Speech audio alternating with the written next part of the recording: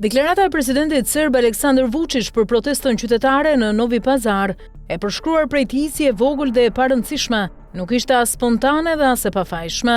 Ajo përfaqëson një linjë politike të konsoliduar prej vitesh në Serbi, në çmimin e pakënaqësisë qytetare, banalizimin e revoltës sociale dhe shmangjen e çdo përgjegjësie reale institucionale. Kur një president zgjedh ironinë dhe talljen përballë protestës, ai nuk po tregon siguri, por frikë nga një proces që nuk e kontrollon dot. Protesta në Novi Pazar nuk ishte as etnike dhe as fetare, pavarësisht përpjekjeve për ta lexuar kështu.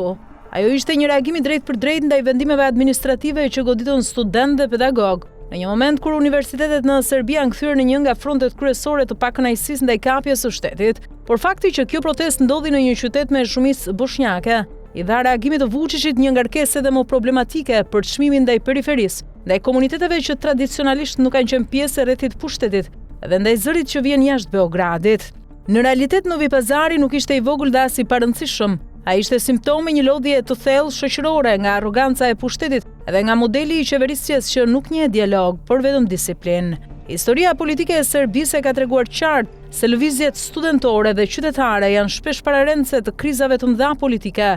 Pikërisht për këtë arsye, reagimi tallës i Vučićit duhet lexuar si shenjë pasigurie dhe jo force.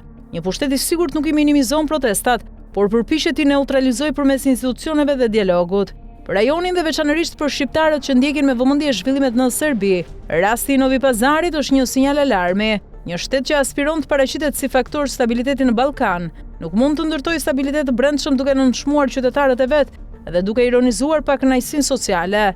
Stabiliteti që mbështetet te përçmimi, te frika dhe te kontrolli i narrativës mediatike është vetëm një qetësi e rreme destinuar të thyet në momentin e parë serioz të krizës. Në fund, Novi Pazari nuk ishte një episod periferik në hartën politike të Serbisë. Ishte një pasqyrë e qartë e mënyrës se si pushteti i sotëm e sheh qytetarin, si figurant, jo si faktor, dhe sa herë që pushteti zgjedh të qesh me protestën, zakonisht është sepse e kupton se mesazhi i saj është më serioz se sa dëshiron ta pranojë.